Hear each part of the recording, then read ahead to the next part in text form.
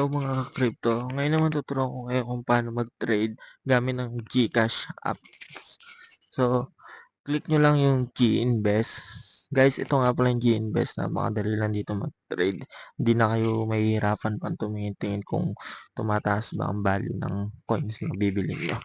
Click nyo lang to and then click G-Crypto. Then, wait nyo lang guys. Medyo matagal lang yung loading nila. Ayan guys. Dito nga pala guys is pwede ka magpasok dito ng 50 pesos or 100. So, ayun guys yung tin rate ko. So, ngayon is mababa yung value ng USDT dahil USDT yung in-avail ko. So, eto nga pala yung mga coins nila guys.